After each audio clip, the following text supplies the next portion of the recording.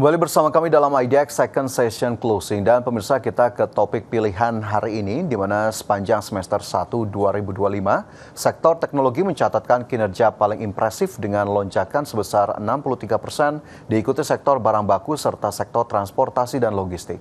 Adapun untuk semester kedua, analis pasar modal memperkirakan rotasi masuk kami berpotensi terjadi menuju sektor-sektor yang masih tertinggal seperti consumer staples, perbankan, dan barang baku.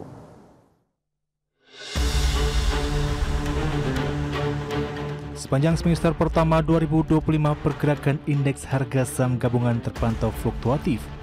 Indeks sempat mencapai level 7.257 pada akhir Januari, namun kemudian terkoreksi hingga berada di posisi 6.927 pada penutupan perdagangan 30 Juni.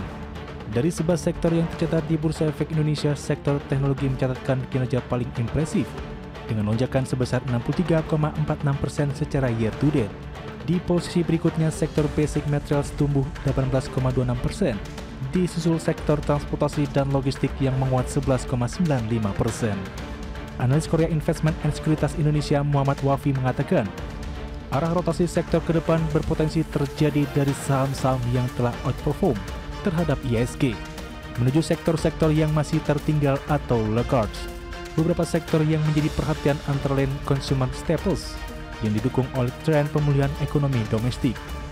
Sektor perbankan diuntungkan oleh potensi penurunan suku bunga acuan Bank Indonesia, lalu sektor industri yang juga terangkat oleh membaiknya aktivitas ekonomi. Kemudian sektor basic materials yang bisa terdorong bila kondisi global dan pasar komoditas lebih kondusif. Investor pun disarankan agar fokus pada emiten dengan valuasi yang masih menarik atau undervalue, bersikap selektif terutama di sektor-sektor laggards. Sementara itu, Equity Research Quam Sekuritas Indonesia Abdul Aziz Setio Wibowo menyebutkan, sejumlah saham blue chip mengalami tekanan pada semester pertama. Beberapa saham big cap seperti BBCA, BMRI, Adaro justru menjadi pemberat karena tekanan jual asing. Ditambah sentimen penguatan dolar Amerika Serikat serta kekhawatiran atas pelambatan kredit dan kinerja sektor komoditas tertentu.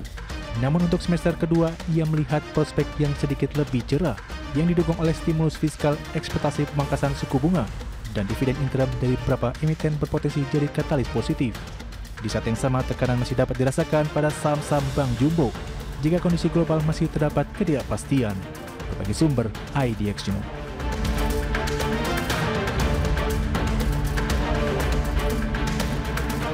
Ya, selanjutnya kita ke emiten pilihan. Pemirsa, PT Merdeka Battery Materials Tbk atau MBMA mengumumkan hasil kinerja keuangan untuk 3 bulan pertama 2025. Pada kuartal 1, pendapatan perseroan tercatat turun 18% year on year.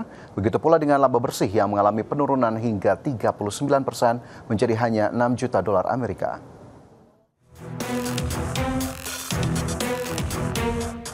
PT Merdeka Battery Materials Tbk atau emiten dengan kode saham MBMA mengumumkan hasil kinerja keuangan untuk 3 bulan pertama 2025. Pada kuartal pertama, MBMA membukukan pendapatan sebesar $366 juta Amerika, turun 18% year on year. Adapun dari sisi bottom line, laba bersih perusahaan juga tercatat turun 39% year on year menjadi hanya $6 juta Amerika. Sementara itu dari sisi EBITDA tercatat meningkat 17% menjadi $31 juta, mencerminkan efisiensi biaya dan kekuatan operasional di tengah penurunan pendapatan. Presiden Direktur PT Merdeka Battery Materials Tbk Teddy Utomo menyoroti kinerja perusahaan pada kuartal 1 2025 yang didorong oleh peningkatan produksi dari tambang nikel SCM. Tambang SCM sendiri memproduksi 1,8 juta metrik ton basa limonit, naik 54% year on year, dan 1,3 juta WMT subfluorid atau tumbuh 190% secara tahunan. Meskipun curah hujan musiman mengurangi produksi nikel dibandingkan kuartal sebelumnya, produksi melampaui kinerja tahun sebelumnya secara signifikan sehingga mendukung momentum pertumbuhan berkelanjutan. Manajemen MBMA menambahkan bahwa perseroan tetap fokus pada efisiensi operasional dan pengelolaan biaya yang disiplin untuk mendorong pertumbuhan berkelanjutan. Berbagai sumber, IDX Channel.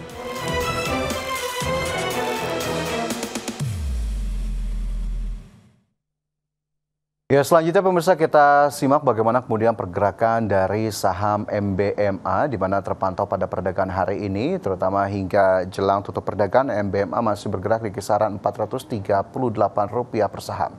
Dan kita lihat lebih lanjut pada perdagangan di hari ini pemirsa, di mana pada pembukaan perdagangan MBMA bergerak di level Rp438, kemudian sedikit mengalami pelemahan ke posisi Rp434 per saham, dan selanjutnya pada pukul 10 saham MBMA ke level Rp460 per saham, kemudian masih belum begitu jauh pergerakan di Rp452 per saham, kembali ke Rp444 dan juga Rp446.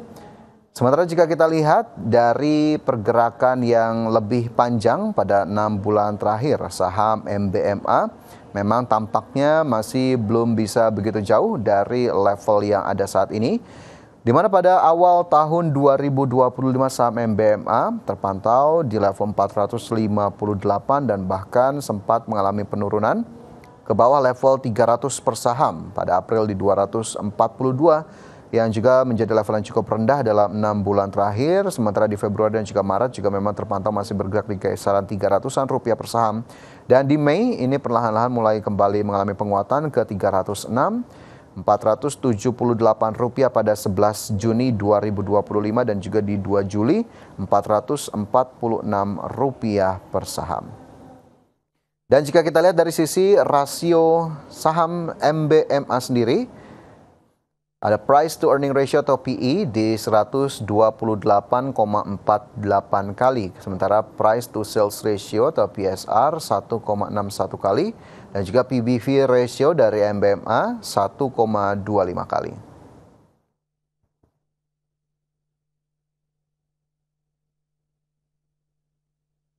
Dan pemirsa, pastikan Anda masih bersama kami dalam IDX Second Session Closing karena ulasan terkait dengan indeks harga saham gabungan dan juga sejumlah saham akan kami hadirkan usai jeda. Tetaplah bersama kami.